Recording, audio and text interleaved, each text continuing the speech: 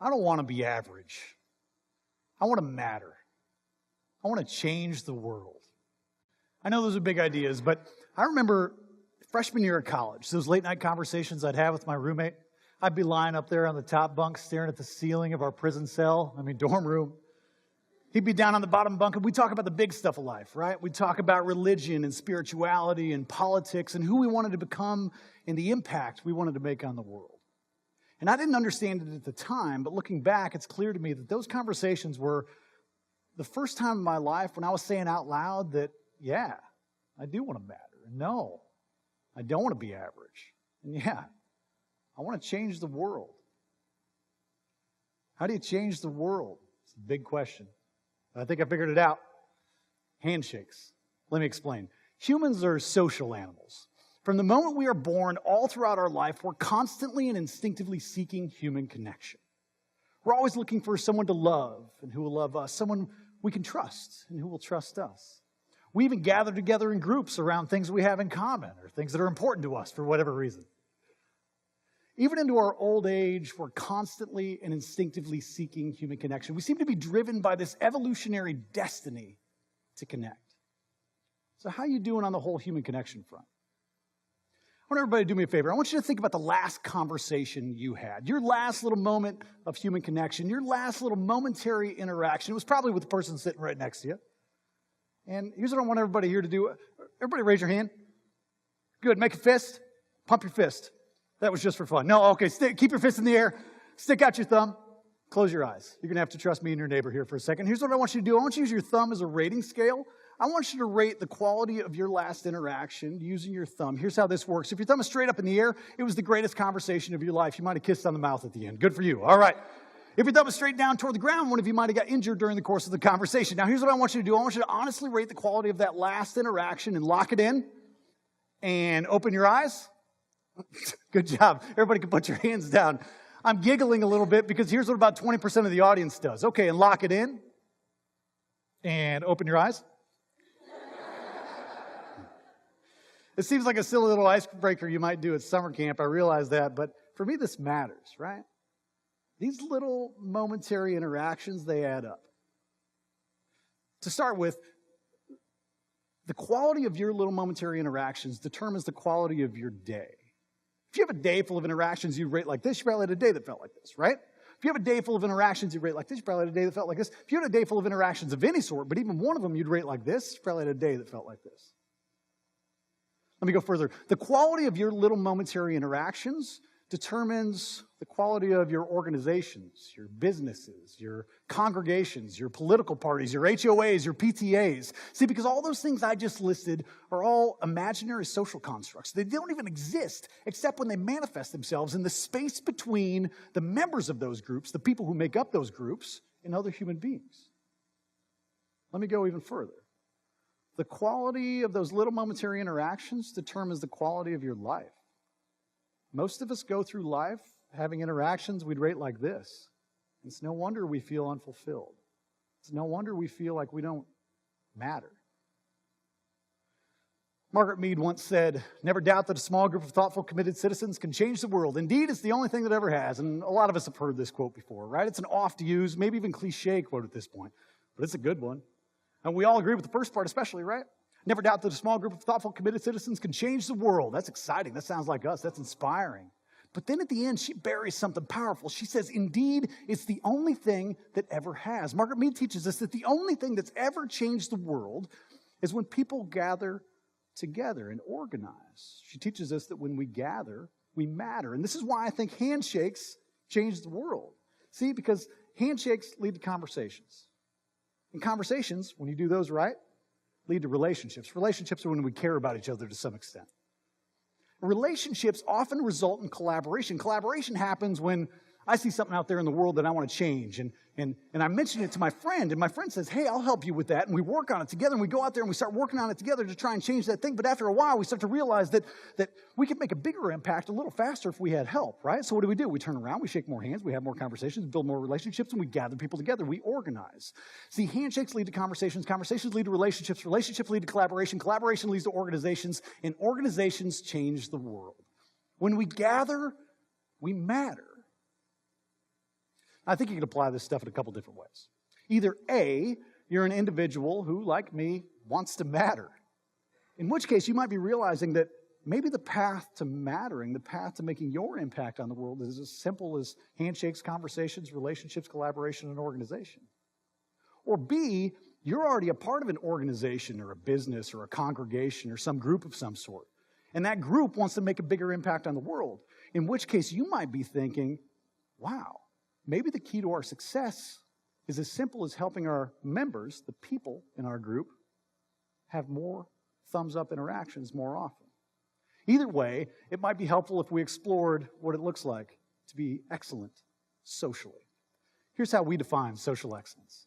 A state of perpetual generosity, curiosity, positivity, and openness to limitless possibility. A desire to intentionally connect with others. The ability to engage in deep, meaningful conversations, not the surface-level BS that most of us spend most of our life in.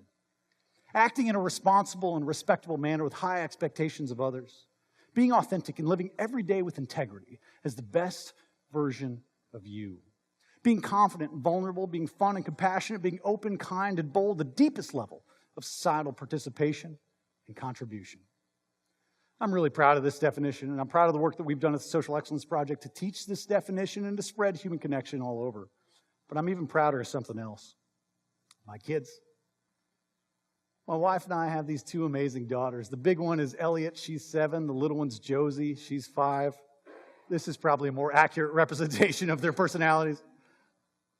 Anyway, this summer I had a chance to take Elliot, the big one, with me on a work trip. I was going to Memphis, Tennessee, and I was giving a big talk on social excellence. And a couple weeks before the trip, I asked her, I said, sweetheart, you're coming on this trip with me, but I was sort of thinking it might be cool if you didn't just come with me. Maybe you actually help me give the presentation. Maybe you could come up on stage, wear a microphone, and talk to 600 people. Would you be interested in doing something like that? Yes, Daddy.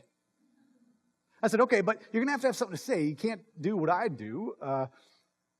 Could you come up with something? I mean, I'm trying to teach him how to be nice and make friends. Do you think you could come up with something to teach these 600 people? Yes, Daddy. So a couple hours later, I'm working on my computer, minding my own business, and I get this little tap on my shoulder. I turn around, it's Elliot. She says, Daddy, I'm ready for the presentation. And I said, oh, okay. What do you got for me? She says, I wrote a book. So, ladies and gentlemen, I'm proud to present to you. Instead of just diving deeper into that long definition I read to you earlier, I'm proud to present to you Elliot's Way of How to Make Friends. A 10-step guide, the book that my daughter wrote, you guys, a 10-step guide to building relationships and changing the world. Step 1, see someone you would like. Okay, so I probably don't need to offer a whole lot of commentary, to add on to my daughter's brilliance, but I will say this. There are far too many strangers in the world.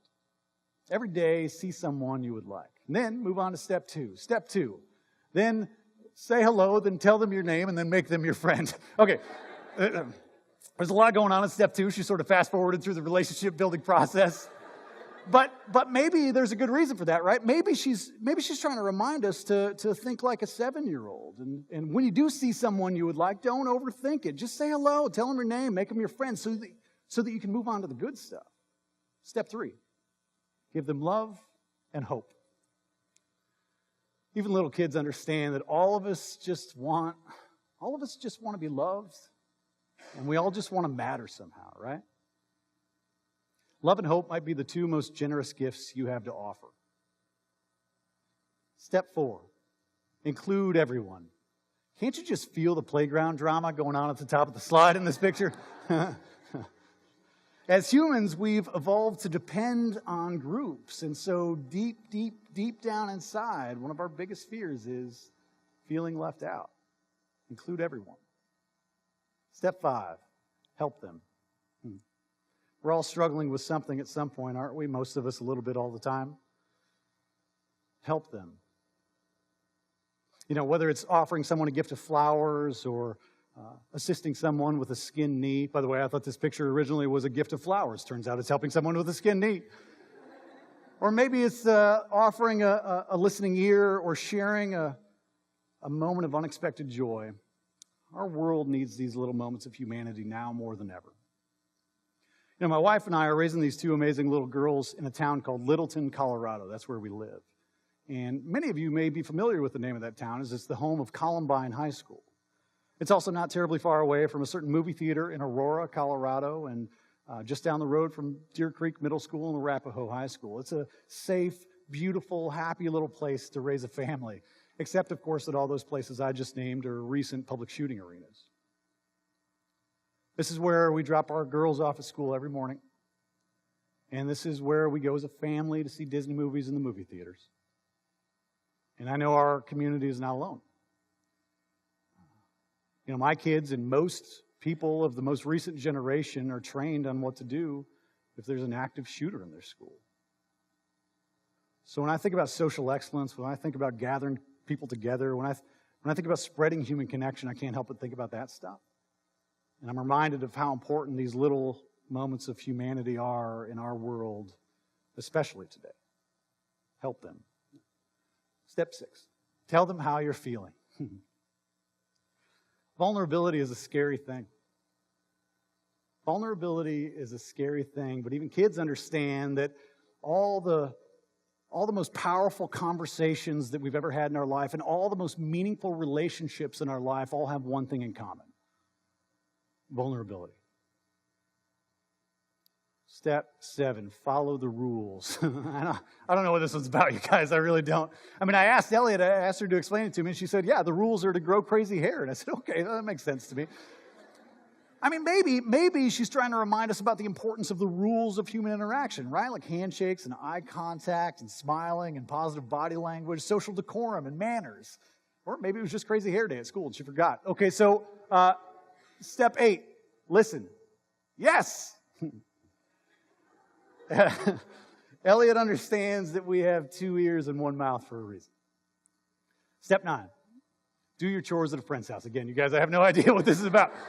Do your chores at a friend's house. I mean, again, maybe she's trying to teach us about the role we have to play in a larger society, right? I mean, maybe she's trying to teach us about the importance of caring for our neighbors in real, practical ways. You know, the deepest level of societal participation and contribution. Or maybe not. Either way, I hope everybody remembers to do your chores at a friend's house. Step 10, make them happy. What else needs to be said? You know, when I got to see my daughter on that stage giving the presentation on the book that she wrote, it was by far one of the proudest moments of my life.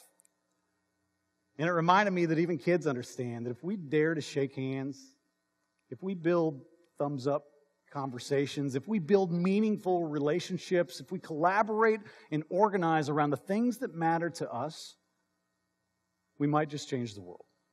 Thank you.